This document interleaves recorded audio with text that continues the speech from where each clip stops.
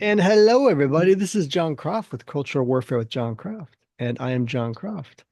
And how's everybody doing? We have Rebecca with us here tonight. How you doing, Hi, Rebecca? Jon Croft. I'm doing good. How are you? Good. I'm doing well. So Uh, what's new? What media have you been experiencing this week? yeah. Um, it's been a good week. But a lot of things have been going on, and I've been building a fence and all kinds of stuff, which gives me less time for media experiences. But that's okay. Um, Some good things have happened this week. Actually, one bad thing happened, which is that David Lynch passed away, and he is one of my favorite directors. Um, David Lynch was one of those people that is a true artist. These people are very rare today. It seems like there was some point in the 90s in which, especially in the music industry, in which artists had this thing about selling out.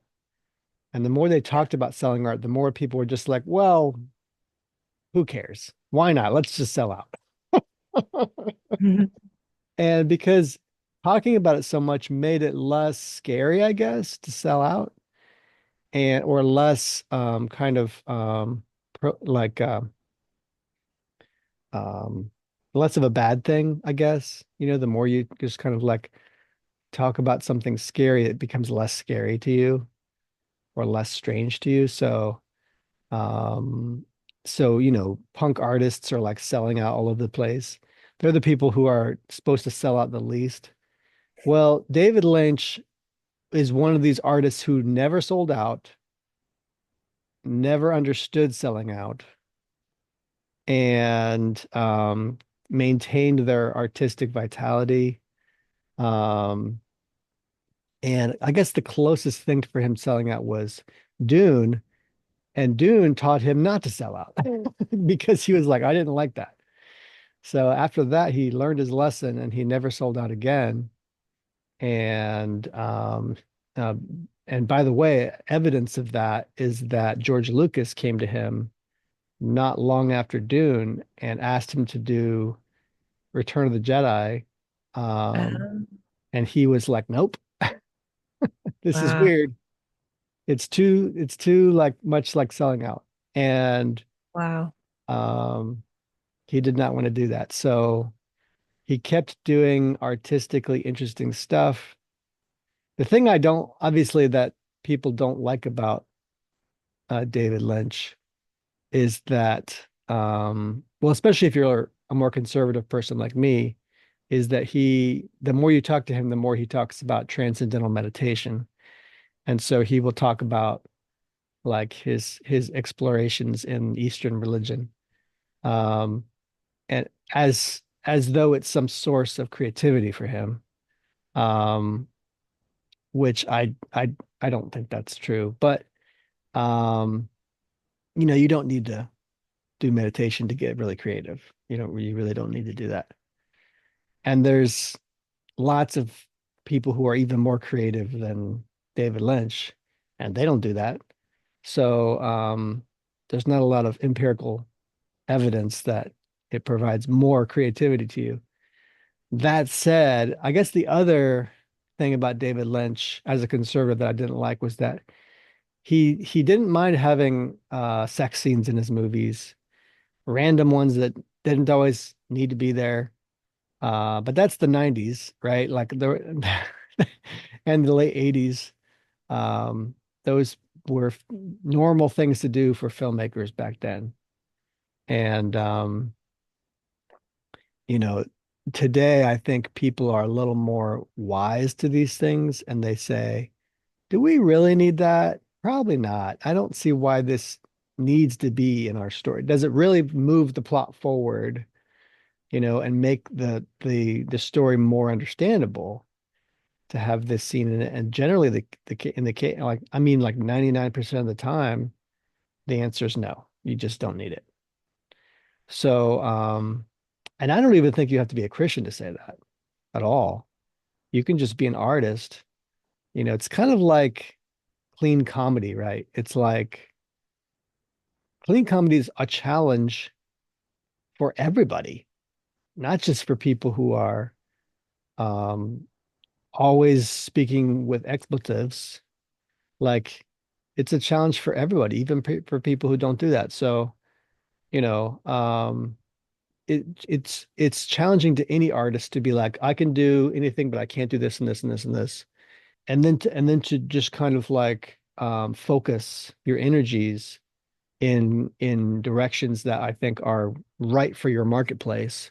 That can be hard as an artist, but it's generally good for you as an artist also to have some restrictions. There was he passed away, and there's been a lot of retrospectives of his in various places. I'm on YouTube a lot, so I see YouTube retrospectives, which are pretty great. Um, one of them, one of my favorites wasn't even a retrospective. It was just one of the latest things he did in the last few years, which was his masterclass. So his masterclass was up on YouTube. Um, and let's see if I can share it actually. So this is David Lynch teaches you the art of life. Um, it's got a lot of footage from his stuff in it too, but it's also just him talking like you're like to a classroom almost. And you know, and he's looking a little bit up there in age, and that just makes him more charming, really. Um, but his this is this is something that I really wish faith-based filmmakers would watch. Sure, I know like his movies will have some things in them that are not definitely not from a Christian perspective, right? Or through a Christian lens. But if you look closely, his stuff also has truth, a lot of truth to it, and it doesn't skimp on that kind of stuff. It has a, really ethical, I think an ethically sound view of truth as an artist. So he's just going to speak his own truth, right? Which is things from his perspective about life. And for example, it's been theorized, and you can get this in many of his retrospectives or studies about him as a filmmaker, that he talks in Mulholland Drive, for example, about what's called the casting couch. And also in Inland Empire, it's been theorized that Inland Empire, which is really his last major feature film, um, that Inland Empire is kind of about the casting couch. And so these social issues affect a lot of people, and they're important issues. And so talking about them, it you don't have to come out and say um, justice needs to be done in Hollywood. You don't have to come out and make a documentary or something about the casting couch to make it an important subject to talk about, or to make it or to properly tell the story through film, right? In my view, something like Inland Empire can teach you that if it's if the casting couch is real, then someone must do something about it.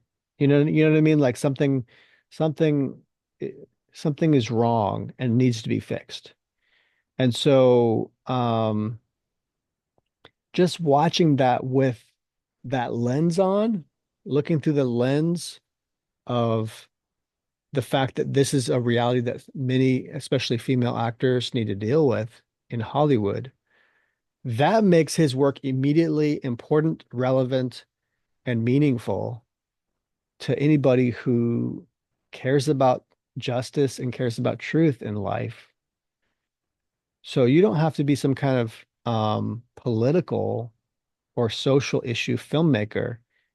You can just be a consummate artist like David Lynch and talk about social issues in a way that's really changing, that can really change people on a deep level. And so his work still has a moral quality to it, even though he's not coming at it from a Christian perspective, or he's not coming at it from this, high and mighty, you know, activist perspective. He's coming at it as an artist. But I think, frankly, I think that makes the messages he sends even more relevant and powerful, frankly. So if you look at David Lynch's work through the lens of certain social issues, his work is some of the most powerful work out there for social issues. And why is this? Because he's just an artist. He appeals to you as an artist. And so I would challenge faith-based filmmakers or even conservative filmmakers who just have social issues they want to get out there. People who maybe appreciated Sound of Freedom or these other conservative issues out here. Um, Study his work as it comes to the craft of filmmaking, just the pure craft of filmmaking and the pure cinematic artistry happening. And it could change your brain chemistry on that, you know? So that's something that was really a vibrant, wonderful reminder to me of why I love cinema. Just that David Lynch made some of the most vibrant, artistically vital cinema in the last 50 years. I mean, easily in the last 50 years. So I think someone even said he was the last great um, true American artist. And that's kind of a sad realization if that's true.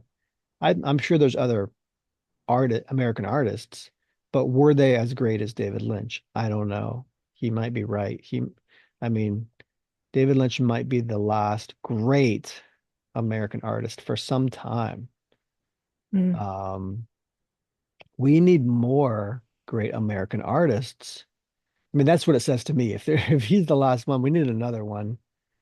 And that comes with a realization, right, in the public's eye to look out for someone like David Lynch and support them when you do find them. Because if you don't support them, like he came up in the late 70s. In the late 70s, our industry was totally different. And people were looking for artists back then. They're not doing that today. So that's the concern. The concern really is that the reason we're not seeing the latest, greatest American artists is because we're not looking for them, because we don't know where to look. And why is that? So we'll get into this more in a minute. But David Lynch was my media experience this week, really, among other political Donald Trump things that I'm noticing all the changes he's bringing, going, oh wow, this could be shocking. But how about you, Rebecca? What kind of media experiences have you been having this week? Well, I just wanted to say one or two things about David Lynch. Oh yeah. He's I feel like I always enjoyed his behind the scenes videos Yes. more than his movies because he's just so like you use the word charming. Like he's Yeah. just seems like the friendliest guy. And as you were talking about his films, I realized that that is one thing that I really did like about his films, which is that his characters, he seemed as a director to have so much empathy for the characters. Yeah. He seemed to really write kindly about his characters, even though his characters were doing just crazy things. Yeah. But I really like that about him. And so but yeah, so my immediate experience, I've been wanting to talk about this for a while, but it's Benjamin Dunn and the Animal Orchestra. Oh And yeah. it's basically a indie Christian rock band, maybe worship band. I'm not exactly sure where that line is, but from the early 2000s. Yeah, I And know we watch him on YouTube sometimes. That's an album he has on YouTube. Let me see if I can share that. yeah, it's a little bit hard to find some of his stuff. Um, on YouTube, you can only find Circus of Love. Yeah, there it is.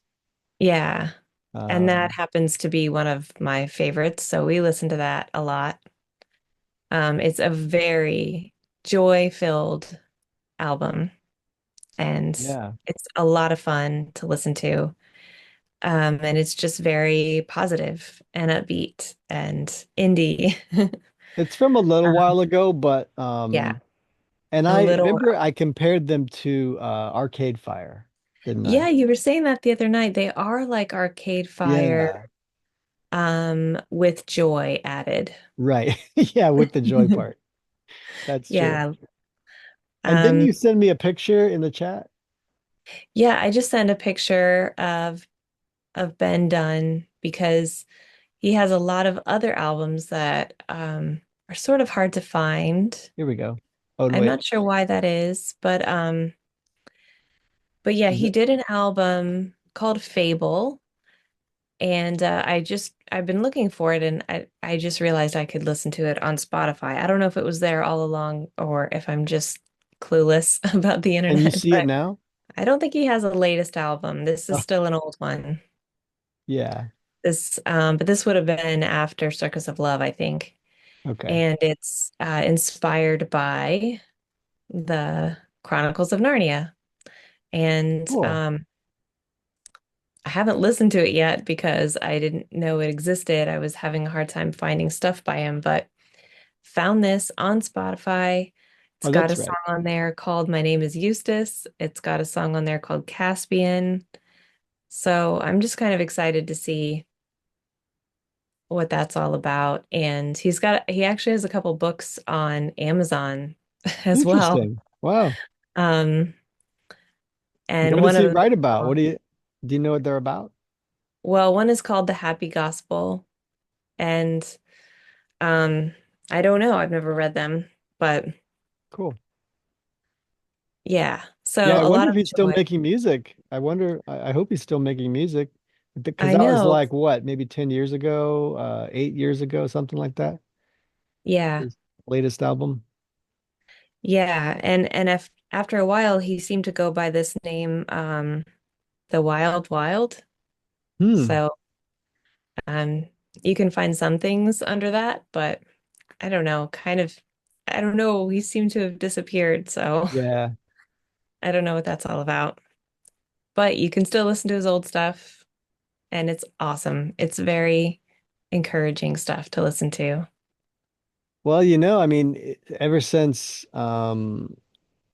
the internet and how music has been treated on the internet, considering 15 years ago or so when Napster and all that stuff was happening. And so then things changed, and now places like Spotify are where you get music, but then the deals aren't always perfect for artists. And so it can be hard to make a living as a Yeah, musician. yeah, You really have to do your own thing well enough, like do your own marketing well enough to survive. And I don't really know how they do it today. Um, I guess still touring is probably one of the best ways to make money yeah, as a musician. But you're gonna have to like run your tour probably by yourself, and book all this stuff. Um, I'm sure people with labels still make money, if they have a label, but I think a lot of those labels just don't make the same money they used to either. So, I mean, and I'm sure that management is going to help in some way, and those connections are going to help in some way, but who knows how much these days, really, you know. Yeah. It almost feels like similarly to the Hollywood star, like how starhood has kind of drifted away from Hollywood and the star system is mostly dead, seems like. Seems similar to that, where it's like real stars are like rare. And even the ones that are stars in the sense that they make money for this for the labels, they're not necessarily real stars. You know what I mean? Like they're not necessarily people you want to know about or care about. They're not the kind of mainstream celebrities that they we used to have, you know. So you don't necessarily want your kids watching them or paying attention to them, you know. And even as an adult, you look at them, you're just kind of like, it's just a little bit shallow. You know what I mean? It's not interesting the way it used to be. The way people used to talk about their lives in a way that was like kind of helpful, life-changing, good advice, things that we like information we seemed to need back then or really enjoy. And now it's like nobody needs it, nobody's interested, nobody cares.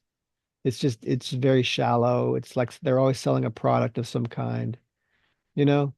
Um, and I just wonder how, and we can talk about this because this is kind of goes into our main topic a little bit because yes, we'll be talking about the media. But the reason we're talking about the media and as it comes to surviving as an artist, and I've kind of drawn this connection from the beginning as it comes to culture, but a lot of people miss this fact so often. They really don't get it. And it's the truth, like right in front of people, but it's like they just don't see it or they can't admit it to themselves.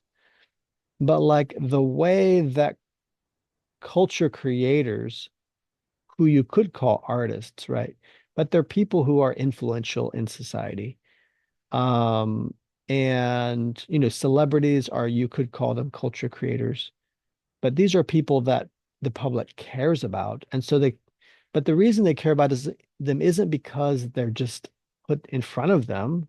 It's because their creations are relevant to society. And so when they're creating something in society, you want to know about it because you're like interested in what they create. The substance of what they create is interesting. And so like people like Benjamin Dunn, let's just say, or David Lynch, right? Let's just say David Lynch. If David Lynch's films like had no substance to them, had no artistic vitality, but people were always pushing David Lynch out in the public, that would be the kind of stars we have now, you know, the people that we don't need to see, but because, people like, I don't know, what's her name? Like Taylor Swift. These are people that get pushed out there a lot, but her work is not any better than the artists from 5 years ago or 10 years ago. In fact, I would say her work's far less interesting than the kind of music you'd see 10 years ago. And um and so there seems to be a continual downgrading of our pop stars. And that's not just for music, that's for almost any kind of art you find out there. And so the the issue is the disconnect between fame and um like vibrant artistic creation that's relevant to society and meaningful to society. It's like there's a disconnect. And it's and people and it feels like the marketing people are putting the cart before the horse and they're like putting someone out there because they're liked by somebody, but they're not necessarily liked by the public and they don't have anything vibrant and interesting to say, but that's the constant claim. The claim is that they have something so great to say, but I'm not seeing it. And it's almost like they have to convince you. You know what I mean? Like, And now as I talk about they and the pushing force, I'm now describing the media. So, and I don't mean to say they in the sense of like, oh, those people in this infamous or terrifying or scary kind of way. No, not at all. It's just that the media doesn't tend to be very diverse anymore. They don't tend to do that because the number of media outlets has reduced in the last 10 years to only a few owners of so many media outlets, thousands of media outlets around the country and around the world, thousands and thousands. But the owners of them have reduced to a small handful of huge megacorps. And so the message then in those media outlets is going to be kind of unified in a way. It's going to be kind of simplistic. It's going to be toned down in its diversity. It's not actually going to be very diverse. And so then this fake diversity that we talk about, which is the check box checking, which we talk about when we talk about Hollywood, almost anywhere when you talk about Hollywood now, you're talking about kind of the woke box checking. And so that's just an example of how the monolithic structure of the media tries to come off as diverse. They're trying to pretend that they're diverse, right? And so the only way to do that for in their mind is to be so quote socially acceptable. And the only way to do that is to check boxes, right? Because society is telling them to check boxes. So in order to meet those requirements, so they check all the boxes, right? Not thinking that this is just not actual diversity. And when we talk about diversity, it's not just about race or something like that or sex. There's a diversity of artistic creativity. People like David Lynch, right? He's got new ideas, different ideas than other artists. That's the kind of diversity I'm talking about here, not just the stuff that these people are obsessed with, which is immutable characteristics like race and sex. That's not some kind of virtue to for your society to be diverse in that way. That's not, you know, there's no virtuous activity happening. But for David Lynch, it is a virtuous activity. It's a craft he's developed, right? And so when people look at David Lynch like he's a great artist, well, that's because they're correct, right? So David Lynch has something to say about art. He's actually got skills. And so when the media doesn't push out David Lynch's to the public and say, look at David Lynch, he's an amazing artist, but they instead push some other artists out there that like the Taylor Swifts, who are kind of like, I guess so. They're kind of mediocre, you know? But because the media pushes them out there so hard, you're kind of like, yeah, you almost feel convinced by it. You know, or it's the FOMO thing, right? It's the fear of missing out. Like, what is everybody else seeing in Taylor Swift? Why are there so many Swifties? I must be missing out on something. So then you listen to her music, and the truth is, okay, the dirty truth about the music industry, and people have talked about this, and this can actually be true in Hollywood. In many places in Hollywood, the same thing is true. The dirty truth about the arts in Hollywood is that um, if you have a good producer and you have a few good artists behind the scenes that focus on the craft, nobody knows what their name is, or barely nobody. You can find them on IMDb or whatever if it's in film. But there are talented people behind the scenes that can make a director look good or make the artist like Taylor Swift look good when it's not the person doing it. In other words, that a record label could have like 10 real artists in the bag, These are the people they work with. They're like studio musicians and producers. And these 10 people make the entire label a $1 billion company. And so they actually get paid really well to do studio musician work and produce. And the people that they put in front of the stage might have no skill whatsoever, like almost no skill. You got to have some talent, but like that talent is so minuscule in comparison to, let's say, the bassist on that stage. And I'm not even talking about in the state on the stage, the bassist in the studio, or, somebody like that, the guitarist. Those are the people that make that album incredible and worth listening to over and over and over and over. So the Taylor Swiftie people out there that like her stuff, I'm gonna bet that most of the reason you like them isn't because of her. It's because there's some serious hooks in her stuff that keep her stuff vibrant and meaningful. And that's probably studio musicians in the background. So, same thing is true for film. There's some great cinematographers out there.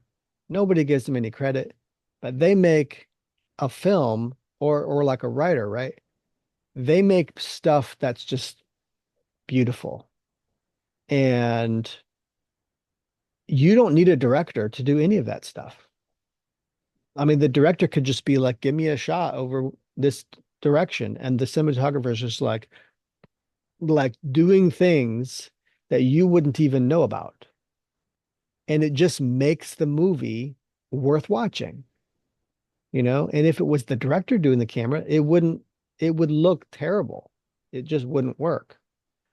So the director is almost like more like a relationship person, really, not necessarily even an artist, which could shock many people. But people like David Lynch, though, these people like him really are consummate artists, and they can do the camera themselves, or people like Christopher Nolan. These people are incredible artists, um, and they just have great skill. I think that the reason that they didn't say Chris Nolan is the last great American artist is because he's not American. He's from the UK. So, and the UK produces some great artists as well. But so let's go to how this, relates to the media. Well, what just been describing is a media landscape in which all the good stuff is ignored and all the bad stuff is pushed in your face, right? And you might say, well, that must be because the media is giving the audience what they want. No, they tell you what they want you to want. And they're good enough at doing that, like the Taylor Swift thing. They're good enough at doing that that you just become a Swiftie. You don't want to look bad. You don't want to, fear of missing out, right? And she's good enough that you just kind of like, sure, fine, whatever. But she's not like, you know, really that talented. So why, the inordinate amount of time that the media will spend pushing Taylor Swift out there is not directly related to the amount of talent she has at all.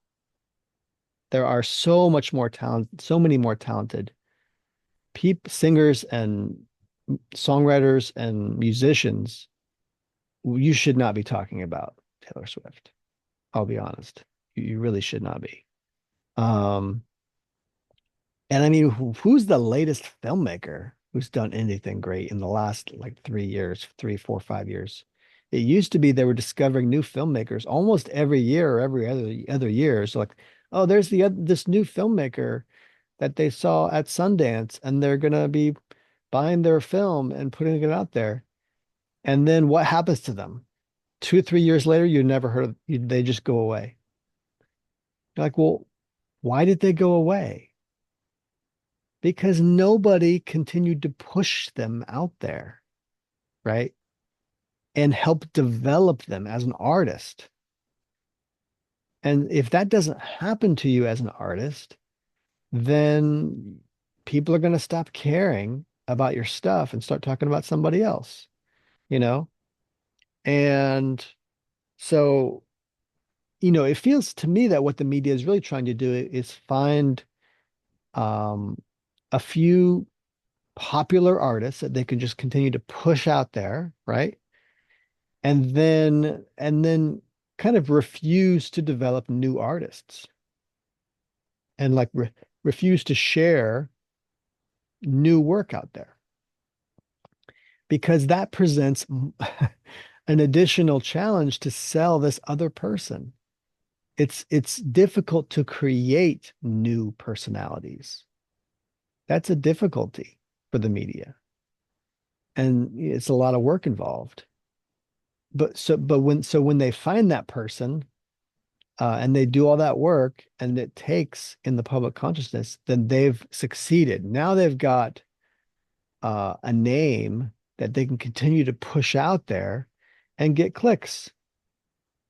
You know, that's what they want. They just want the clicks. It has nothing to do with their talent. It's nothing to do with the artistry. You know, they're just trying to get clicks. So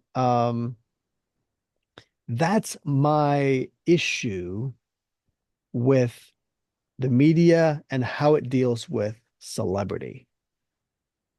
It doesn't deal with celebrity in a correct way. It only pushes out the popular stuff, and celebrities aren't supposed to be popular, rather, just because the media says they are, right? And has manufactured them into somebody who's popular. Celebrities are supposed to be popular because they are relevant and talented. They have a meaningful thing to say in culture. And culture has responded directly to that, right? And then that's why the media goes, oh, I'm seeing this special thing happening here. This person is relevant to our culture. And I can see the reason why. So then you talk about the celebrity because people like that celebrity. And so instead, what the media does is they put the cart before the horse, as in, you like this guy, don't you? So it's a manipulative thing. It's trying to force the public to like a certain person that they like, right? And so that's not, I think, really reflective of the culture because literally it's not reflective of the culture. It's the media trying to guide culture in a certain direction by determining the tastes, like being a taste maker, right? And taste maker is not quite the same as someone who just tastes things, right? And accepts them for what they are and talks about all the different tastes, right? And has a discussion about the tastes with the public and with culture. And so that dialogue is a different kind of dialogue because that's a dialogue where the media gets in the back seat and says, we want to see where the culture is going. What taste does the culture like? And then we want to have a discussion with you about what we like and listen to you about what you like. And then we'll listen to also talented artists and see what they like and what they do. And so you get to have this very dynamic discussion, this back and forth about what's about. Ultimately, it's about values then. It's no longer about what I like versus what you like, right? It's about some kind of objective standard of values that you get to talk about. And that is what we should be doing instead of, I think you should like Taylor Swift, right? Or you going, I don't like Taylor Swift. I like somebody else. And then there being this power struggle, right?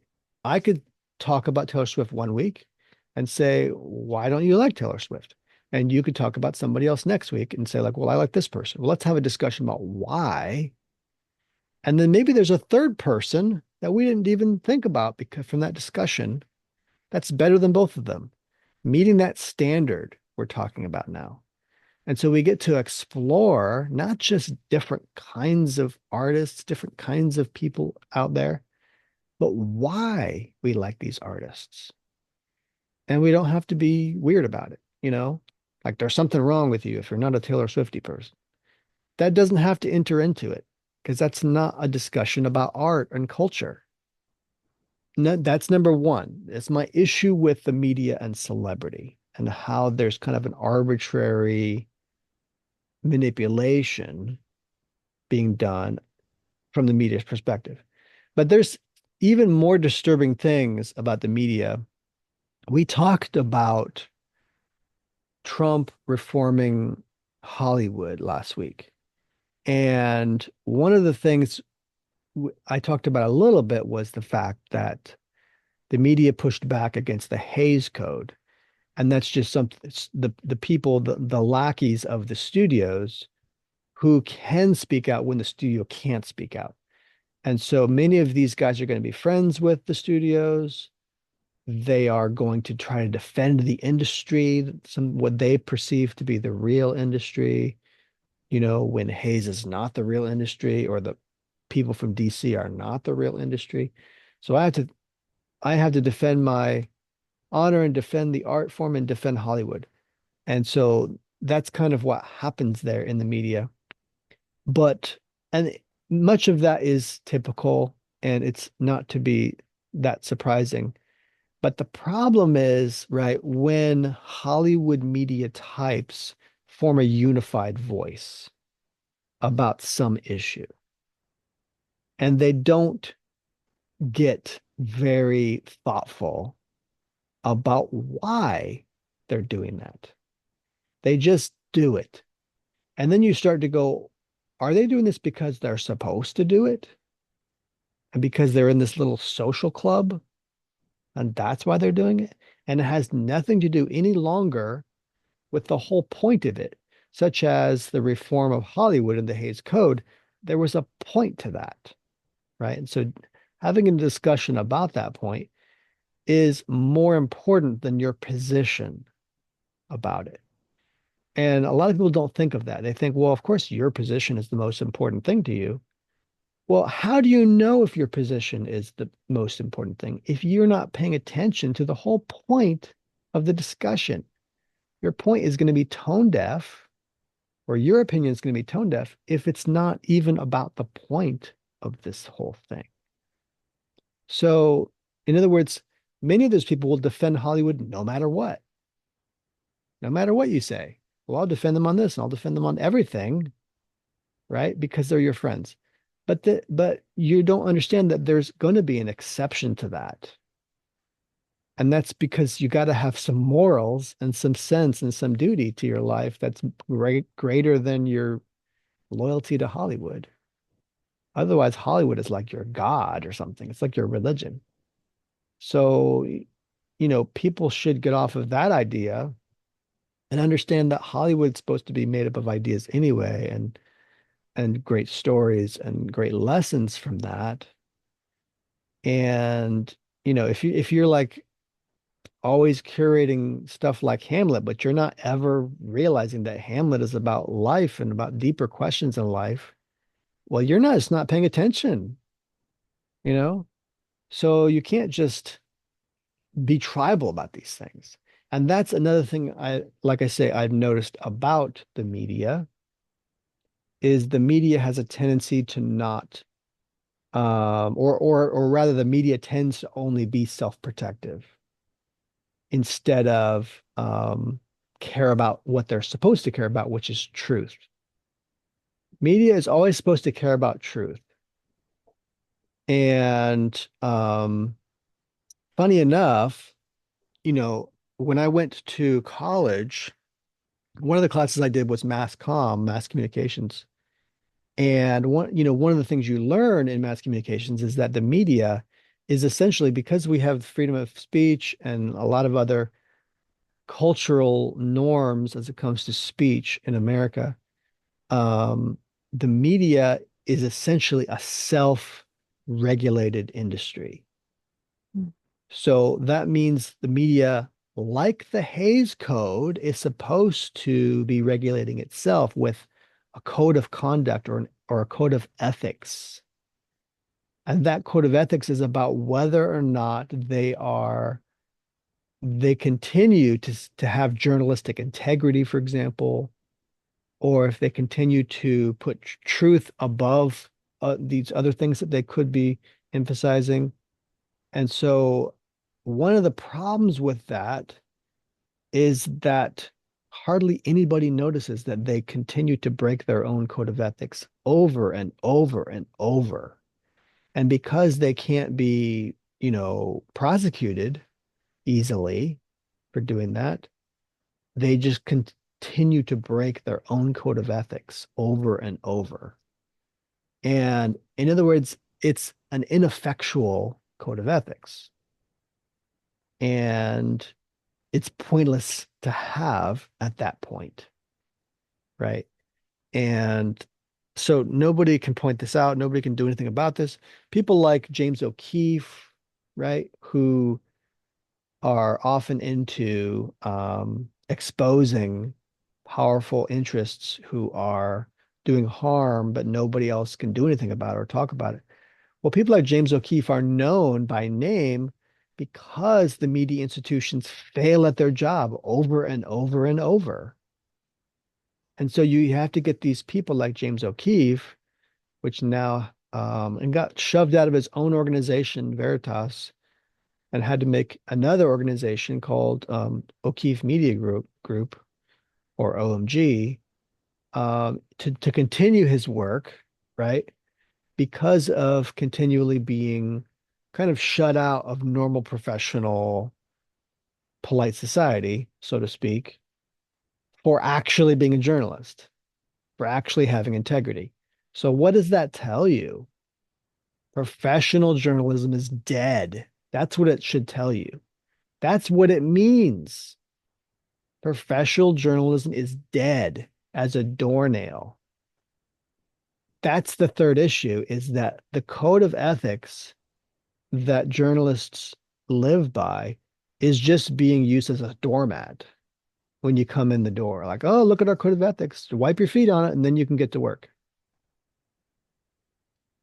You know? So this is a major issue, and so you need people who are in charge of these editors, like chief editors and people like this, and owners and the people in charge of these companies to actually have a spine. You need these people to actually have a spine. You need people like more people like James O'Keefe, right? Who actually care about truth, who have some integrity, some dignity, some worth, and can actually provide true journalistic integrity with their stories and do relevant stories, stuff that's really relevant. The reason all of this is so important is because right now you have a media industrial complex, right? That's what you could call it, um, that doesn't actually care about the culture, right? If they cared about the culture, they would care about truth because truth protects the culture. It protects the integrity of the culture. When there's people being harmed in society and nobody has anything to say about it, that's a corrupt media. And that's a media that doesn't care about the health of the public, doesn't care about protecting anybody, you know? And so they're fake. They only are making money and they're benefiting the people that, patting backs of the people they like. Kind of like I was saying, if they're only protecting Hollywood ever, no matter what, well, Hollywood can get away with a lot of stuff that way, you know.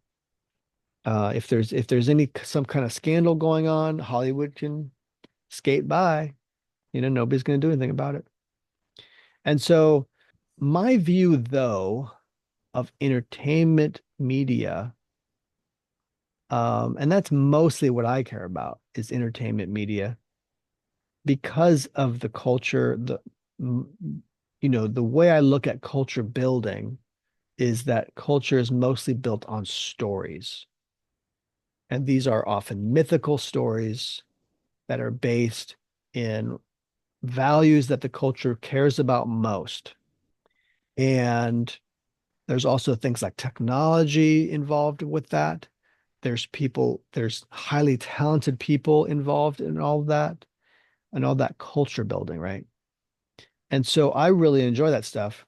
Like, sure, I could just be talking about the James O'Keefe's and politics involved and all that stuff. Sure, that's really high stakes kind of media stuff. But I'm not a media person at heart. That's not primarily who I am or what I do. I just happen to know a lot of that stuff already when I went to mass comm. And then later, I learned to be a filmmaker. I was learning producing. And if you learn producing, you have to read the trades, right? You read entertainment magazines and the trades. And we don't care as much about the fluff, right, of Hollywood media, but it's everywhere. So you're going to get a lot of that stuff anyway. And so a lot of this messaging starts to look seep through to you as a filmmaker even, and you start to see like the kind of narration and storytelling that Hollywood media engages in. And basically they are creating their own talented stars that don't happen to actually be that talented. Because these things like talent and storytelling and ability and the relevant social issues, these things actually matter less to the media than they come off saying. Like the way they come off is like they have the most important things that they want to tell you. But the truth is, it has almost nothing to do with real social issues that really matter in the world.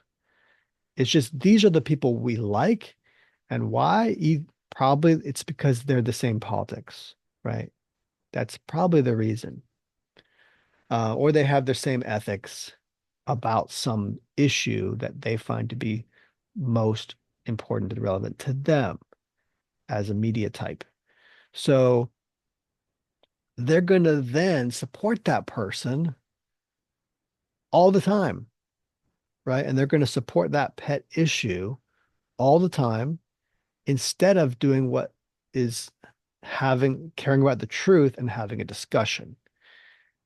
And again, that means that they're fake media. Media is supposed to care about truth so that it protects society, and then the discussion so that you learn more. If you don't have good discussions, you actually can't learn very much. You know, you're just kind of pushing your will on someone and telling them that no, they're wrong and you're correct about everything. That's not the way. You don't learn anything that way. So this is the kind of media you see today. So the problem with that is it's going to make our culture suffer. And what we need instead is good storytelling. So back to kind of the entertainment news that I care about is the fact that the reason you don't have good conservative artists, good conservative art out there, the reason you don't have great faith-based artists, great faith-based film out there or storytelling is very simple. It's because the media does not promote it. It's very simple. And so if you look at the reality, there are great Christian artists out there, right? But you have a fake industry for them in Nashville called CCM, and you have just like how Hollywood dominates film, um, and that fake industry are the people that the media approves of and pushes out there, right? But then if you have an artist out here somewhere else, and it's not even when I say somewhere else or they're not in Hollywood, I don't mean the place. I mean that particular industry, those people who work together, those people who are paid by the same people, they work for these big companies, right? And so these days, how the internet has changed things is you could be a CCM musical artist that's based in Nashville, but you're not based in Nashville. You're based, in Washington State or whatever. And you just make great stuff. Your label's in Nashville. And so CCM will push your stuff out there, right? But you might not even be that great of an artist. And that doesn't matter. You get 10 times the amount of play because CCM pushes your name out there. So do you think that's about the artist? No, it's not. It's about an industry, right? That makes people famous. And so they make people famous. How are they going to make you buy their album? Marketing and the media. That's how they're going to convince you that Joe Schmo, this artist in Washington State, is the best artist ever. And they're not even that great, right? But you believe it because why? Because they're pushing it in your face over and over. And FOMO, you don't want to miss out. You don't want to look weird to your friends because you don't know who this person is. So you're going to get to know them. You're going to become a Swiftie or whatever, right? This is how the media works through social humiliation quite often. Get humiliated if you don't know who this person is, right? And so this is the polite society we have today, right? It's not very polite, right? So social humiliation is just not very polite. FOMO, why is there even a fear of anything? Well, because it's not very polite, right? So if you're not a Swiftie or whatever, people aren't going to like you in those particular groups, those particular circles. And so, I mean, I'm just not friends with those circles, right? But it's not, the thing is, this is popular culture. It's how popular culture works. And the media knows this. But the problem is we don't know it and we don't do anything about it. We just become subject to FOMO. And that's not how things should work. How things should work is that we have a variety of media types and they sell a variety of kinds of artists. And the reason they do that is because they have honest discussions and they care about truth, right? And Taylor Swift is fine one week, but then you find some other singer, Dua Lipa or somebody, I don't know, somebody else new, and you're like, I like her better because you're having an honest discussion about it, right? Not because you're just a Swiftie. No, it's because you care about the culture. You want the culture to get better. And you would get bored of listening to one artist over and over and over because that's the kind of person you are. You care about different media. You want to consume media and get better media over and over. You don't want the same media over and over. So if that's not you, you should not be doing that business. That's not the business you belong in, right? A music reviewer loves to consume music, wants their music to get refined, wants to have a discussion about better music over and over and over, and doesn't just settle on their favorite musician and tell everybody else to follow them. That's boring, frankly, you know? So this is the kind of media we haven't had in a while, right? Somebody who will share an unknown artist in the middle of a bunch of pop culture people and be like, well, guess what? This dude is so much better and nobody knows about them. You just don't see that much these days. It was happening in the 80s all the time, happening in the 90s all the time, right? And so our media landscape has changed enormously. And that's a serious problem because all the art you're going to see out there then, it's not even what exists. There's plenty of people that exist out there. They are out there. It's kind of a scientific and mathematical impossibility that they couldn't be out there. Of course, they're out there. Great artists are out there. That's just how science works. People get born, they're talented, and they pursue music or piano or film or whatever. And they do that naturally because they're talented. The problem is that nobody talks about them because nobody knows about them because the media isn't pushing them. We could have 10 times the amount of great artists in your city than you believe. You don't even know about them. And that's because the media does not care about them. They don't care. So if you want to have great conservative artists, find better media who will push them out there. Right. And you might even have to do some of the searching because the media isn't going to do it for you. Like, no, that's not fair at all. You have to what? Find them on Spotify or something? They've got like all of 5 listeners and followers on there. How are you going to find those people? The algorithm isn't going to show you either. It's doing the same thing the media is doing. It's pushing a certain kind of person at you.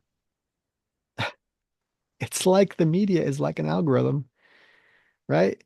And it's controlling what's in your feed. And we don't even care about this. It's a problem. It's a major problem.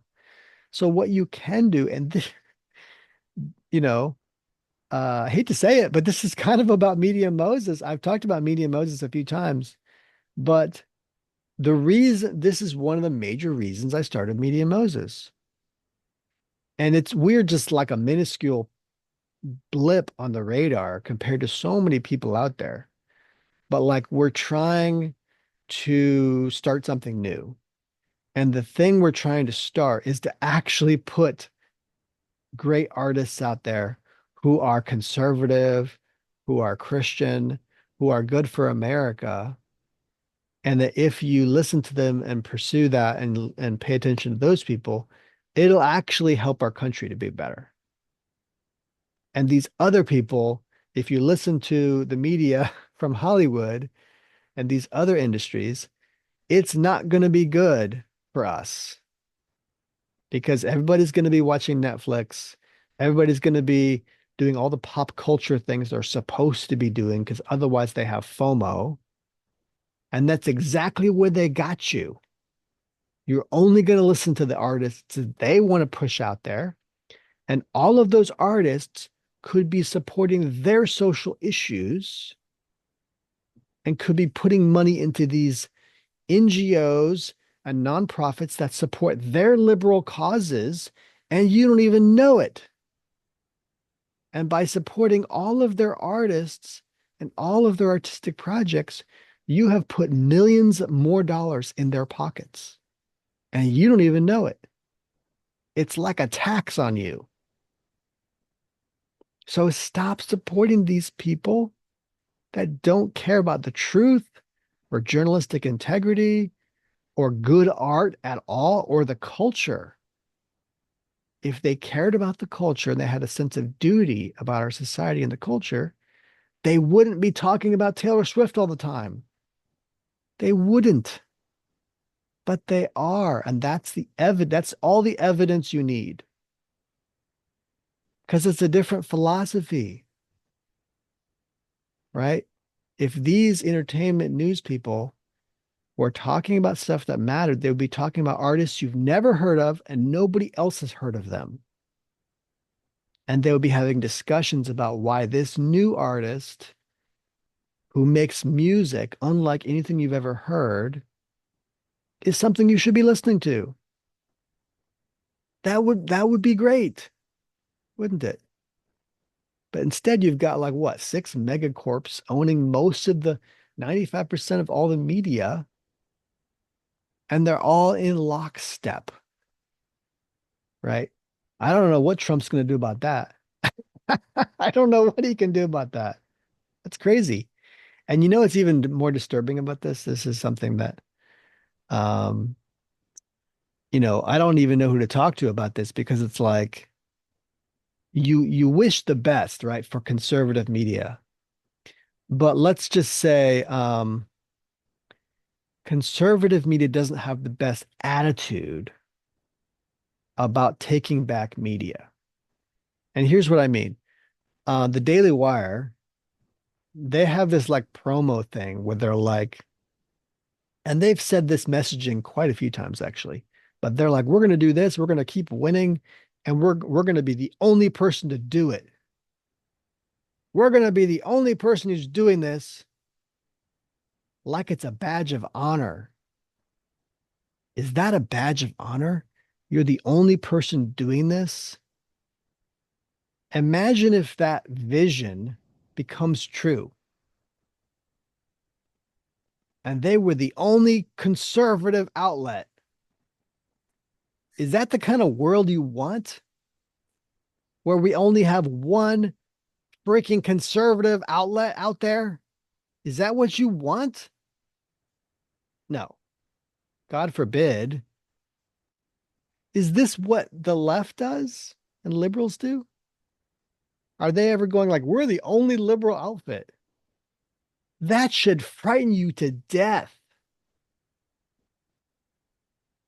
to even think you could be the only liberal news outlet in existence. If that was true, if you were a liberal and some liberal corporation was the only liberal, you'd be frightened to death. You'd be, what is wrong with us? You'd say, I need to start my own news outlet because there's no any competition for this other person. And what if they fail? That's it. That's it. It's the end. It's over. What are these people thinking? It's crazy. Why would we ever want one conservative outlet? That is frightening. A lot of people, I think they don't think about it. They just think about it in terms of like, oh, that's a really brave statement. That's really brave that the Daily Wire is doing all this great work, right? That's so great for them. But what a frightening prospect to actually think, what if that actually came true? And you know what? Frankly, I don't see a lot of other conservative outlets out there. Do you? I mean, I don't. There's probably three or four or five, but all the other ones besides the Daily Wire are probably as small as Media Moses. They're like really small. Well, Media Moses is super small, but like let's just say I think it's Right Side Broadcasting. There's Newsmax. There's I don't really consider Fox conservative, but there's a few others, but like they're not that big. And another problem with them is they don't compete on multiple levels like the Daily Wire does. The Daily Wire competes in the film industry, on streaming, on podcasting, on news, like they have celebrity kind of people like Ben Shapiro. Like they're competing on multiple levels and nobody else is doing what they're doing. I guess I think the closest thing the Daily Wire is probably Blaze, the Blaze media. Oh, that's Um right. yeah, Blaze TV, right? yeah, the Blaze, yeah. They're the closest thing to the Daily Wire that I guess you can get. And obviously they focus more on news than entertainment. Like the Daily Wire seems to kind of have kind of a more entertaining quality to their shtick. But like there is no conservative outlet that just focuses on entertainment, for example. None that I know of. It's only like it's mostly politics stuff. Fox News, politics. Daily Wire, politics. Blaze, politics. Like all of it's politics. And like you go to NPR, Sure, a lot of that stuff's political, but a lot of it's not. A lot of it's about like lifestyle stuff, celebrity stuff, like some fluff in there, like stories about life, um, some interesting stuff. Why is it conservatives aren't making interesting stuff? What's with that? Like, You did wouldn't they think consider politics like, is all life is about? Is politics? Life's just yeah, about politics? What? It doesn't make sense. So it's like, I don't know, you need an outlet that's about entertainment. And that's Media Moses. Media Moses is about entertainment and the art and the arts and the culture, you know? And it should be light, it should be interesting. It doesn't always need to be fun or whatever, or silly or dumb stories, stuff that's not heavy. It should be important, right? But it's also just entertainment and, storytelling and stuff like that. So, like, that's the starting point for me is understanding that in order to really have good culture again, you can't just focus on politics. That's silly. What does that have to do with culture? You know? I mean, religion has far more to do with culture than politics, So those things can go together quite well. But if you have just like conservative people who are just thinking about politics all the time, how is that going to influence the culture? It's not. It's not going yeah, to do that. So the Daily Wire is the closest thing to this, where at least they engage in some entertainment, you know? But it's like, to be honest, like I'm a subscriber on theirs. I only see maybe 15% of their content is entertainment, if that. Almost all of the rest of it is political, you know? And which is the stuff I'm just not that interested in. So it's like I'm a subscriber, but I only get 15% of useful stuff for me. And another thing that bothered me about Daily Wire is that they haven't been making films. Like it's been like a good, well, sorry. They just put out that documentary like a few months ago, the Matt Walsh documentary. But that's a political documentary. It's not entertainment to me, right? Because it's too political. It's too much about real life. Like entertainment to me is about not about what's going on around me around the world. It's a way to kind of like take a breath from real life and be like, oh, that was nice. That was fun. That was cool. I liked that. It was beautiful. Something beautiful about it, you know?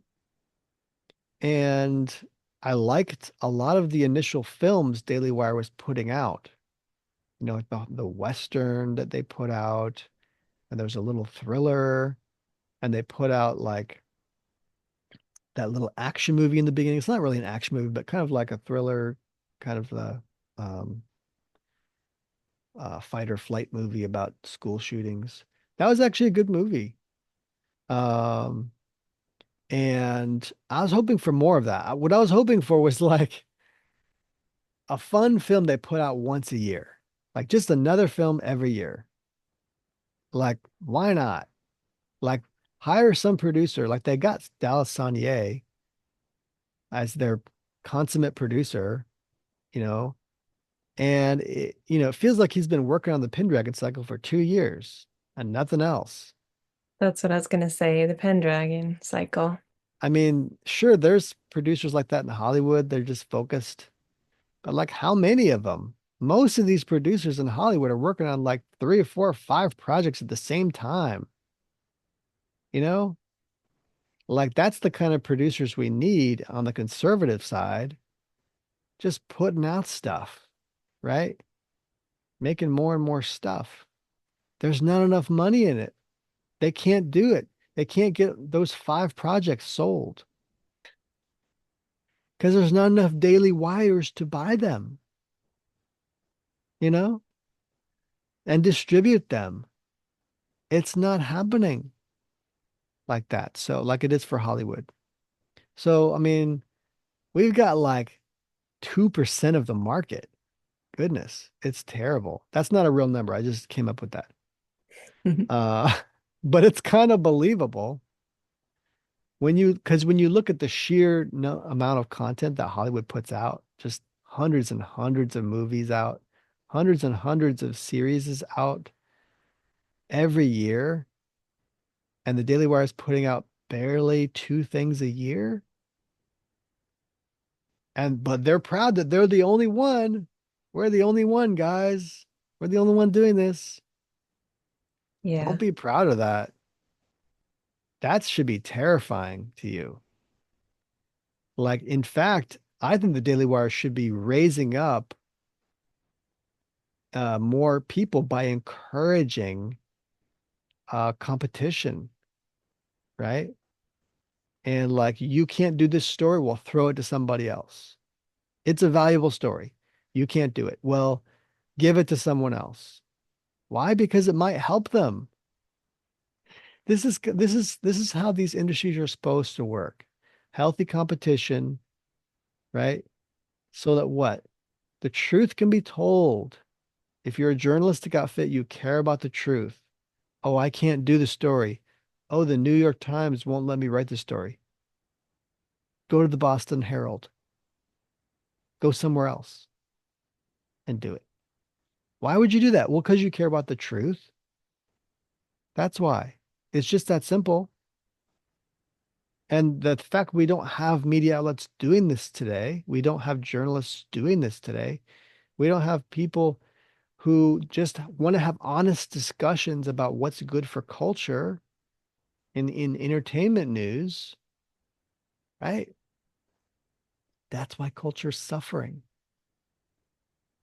Because we don't have honest, good people out there in the media who just care about good culture. If they did, they would want movies with good morals in it. And then the movies with morals need to be better quality artistically. Like it's not good enough to just have good morals in your movie, right?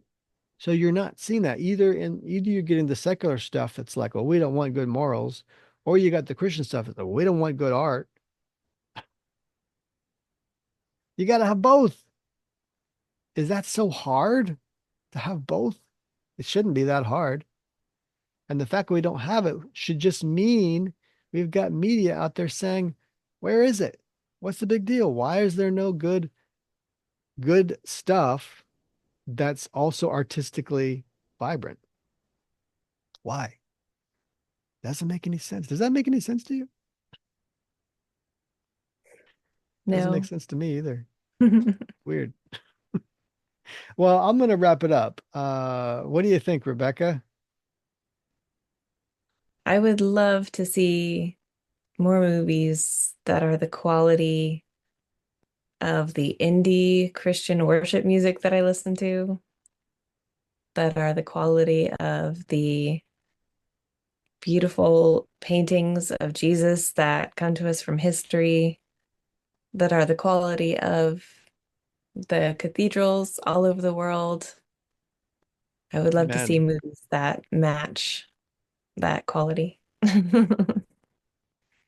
Amen. Yeah. So I know I did a little ranting there, but I do think the media could do better, and we need good conservative and Christian media outlets who care about the truth, you know, Yeah. and can make that distinction also between them, kind of like what James O'Keefe is doing. Make that distinction between them and what most of the media is doing, which is failing in that regard, right? So we need people who care about that kind of integrity. And even if they have to suffer a little bit, like James O'Keefe has done, it's going to matter though. It's going to matter in the end. So, Yeah. So I'll wrap it up, but I just hope that you guys have a good weekend and that we can find some good media out here. And because that's going to be part of improving Hollywood too. We talked about improving Hollywood last week. And in order to improve it, you're going to have good media to back you up and be like, yeah, this matters to me. I want better art. Why wouldn't I want good art to review? There's plenty of reason to back that up and back up reform of Hollywood. Oh, yeah, I was going to ask people where to find you. Oh, you can find me on Substack, Rebecca Croft, and you can find me on Facebook and YouTube, Rebecca Loves Jesus. Where can people Yeah. find you? Yeah, I've been liking Substack. I might go on there more. But yeah, you can find me on YouTube for now, Culture Warfare with Jon Croft. You can find me on MediaMoses.com, which I've been talking about Media Moses. And you can find me on X at the Media Moses and at John Edward Croft. So love you guys and stand up for the culture. And we'll see you guys next week. Thanks, everybody.